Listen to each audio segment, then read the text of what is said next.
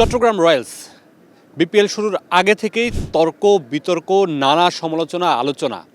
দিন শেষে BCB Chittagong রয়্যালসকে take over করে নেয় সেসব খবর অতীত, কিন্তু সব খবর অতীত হওয়ার পরও কিছু খবর থেকে যায়। সেই খবর খুঁজে বের করে আনতে হয়। স্টার প্লের হাতে এমন তথ্যই উঠে এসেছে যে তথ্য শুনলে আপনি একটু চমকেই যাবেন। চট্টগ্রাম রয়্যালসের অনেকজনকে নিষেধাজ্ঞা করার পরও সবশেষ পর্যন্ত বিসিবি দলটা টেক ওভার করার আগ পর্যন্ত যে দলটা ছিল সেই দলেও বিসিবি থেকে দেয়া রেড ফ্ল্যাগের একজন সেই দলে টিকে গিয়েছিলেন, তিনি ছিলেন। শেষ পর্যন্ত বিসিবি তাকে বাদ দিয়েছে বিসিবি দলটাকে টেক ওভার করার পরে।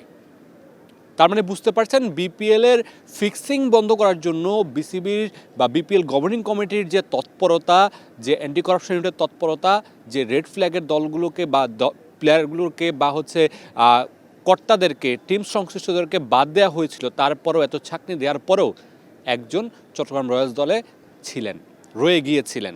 কিন্তু শেষ পর্যন্ত বিসিবি আইডেন্টিফাই করেছে চট্টগ্রাম রয়্যালসের দলটাকে বিসিবি টেক ওভার করার পর তাকে দল থেকে বাদ দেওয়া হয়েছে। বিসিবির একদম ঘনিষ্ঠ সূত্র থেকে আমরা সেটা নিশ্চিত হতে পেরেছি, যদিও আমাদেরকে নামটি বলা হয়নি। যেটা বলছিলাম যে এত কিছু তৎপরতা, চট্টগ্রাম রয়্যালস নিয়ে বিতর্ক, সেটা যেন থামছে না।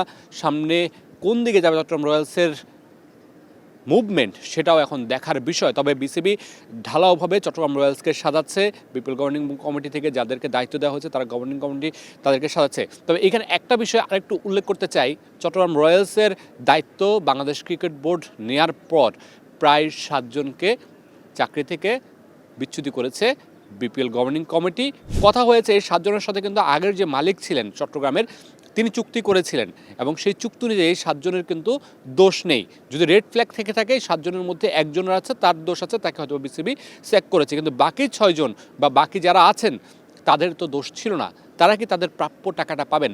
বাংলাদেশ ক্রিকেট বোর্ডের যে বিপিএল গভর্নিং কমিটি আছে, বিপিএল গভর্নিং কমিটি আছে, সেখানের সদস্য সচিব ইফতেখার মিঠুর সাথে আমরা কথা বলেছি। ইফতেখার মিঠু আমাদেরকে নিশ্চিত করেছেন যে যারা চাকরিচ্যুত হয়েছেন, যাদের কন্ট্রাক্ট পেপার আছে, তারা যে কয়দিন কাজ করেছেন সেই কয়দিনের জন্য তাদের যে প্রাপ্য টাকাটা সেটা বাংলাদেশ ক্রিকেট বোর্ড থেকে বা গভর্নিং কমিটি থেকে দেওয়া হবে, বিপিএল এর গভর্নিং কমিটি থেকে। এদের যে কন্ট্রাক্ট আছে না, সেই কন্ট্রাক্টগুলি যে কয়দিন কাজ করছে ওই কয়দিন টাকা দিয়ে দিব।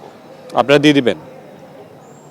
ওই যেই কয়দিন কাজ করছে আমি কি এখন পুরো কন্ট্রাক্ট দিব ভাইজান? যাদের লিখিত কন্ট্রাক্ট আছে,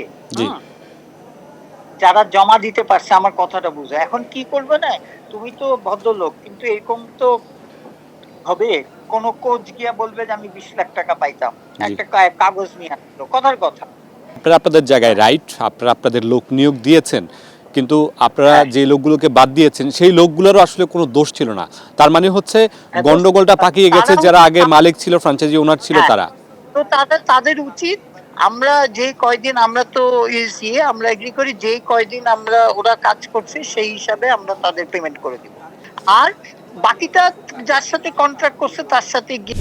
বিসিবি দলটাকে টেক ওভার করার পর চট্টগ্রামের আগের যে দলটা ছিল সেই দলটা থেকে বাদ পড়েছেন logistic manager Sohel Rana, assistant coach Nazmul Hossain Milon, bowling coach Ashraful Islam Ziko, field coach MD Rafiquzzaman Mamun, trainer Bikash Sharma, physio Shimul Das, একজন টিম বয় এবং দলের মিডিয়া ম্যানেজার ফায়াজিজ তার নাম। এই যে 8 জন আছে, এই 8 জনকে বাংলাদেশ ক্রিকেট বোর্ড বা BPL governing committee Chattogram Royals দলটাকে টেক ওভার করার পর আগের দল থেকে যারা ছিলেন এই 8 জন তাদেরকে বাদ দিয়ে দেন। এবং আমরা যেটা বলছিলাম যে এই 8 জনের মধ্যে একজন আছেন রেড ফ্ল্যাগ, যে নামটা আমরা এখনো পর্যন্ত একেবারে নিশ্চিত হতে পারিনি। তবে একজন যে রেড ফ্ল্যাগ আছেন সেটা স্টার প্লে নিশ্চিত হতে পেরেছে বিসিবির একদম ঘনিষ্ঠ সূত্র থেকে। তবে যে বাকি 7 জন আছেন সেই 7 জনকে তাদের চুক্তি অনুযায়ী তারা যদি পেপার সাবমিট করতে পারেন তাহলে তারা যে কদিন কাজ করেছেন সেই অনুযায়ী তাদের টাকাটা তাদেরকে দেয়া হবে। যদি প্রশ্ন রাখেন পুরো পেমেন্টটা তারা পাবেন কিনা, তারা পুরো পেমেন্টটা পাবেন না। তারা পুরো পেমেন্টটা পেতে হলে যেতে হবে আগের যে মালিক ছিলেন তার সাথে, কারণ কন্ট্রাক্টটা হয়েছে আগের মালিকের সাথে এবং সেই মালিকের কাছে গিয়েই তারা আসলে পুরো টাকার বিষয়টি নিয়ে হয়তোবা জিজ্ঞাসাবাদ করতে পারবেন। আর তারা যদি বিসিবির সাথে কথা বলেন বা বিসিবির কাছে অনুরোধ করেন তাহলে সেটাও একটা মীমাংসায় হয়তোবা আসতে পারে। Mamunur Rashid, star news, Sylhet.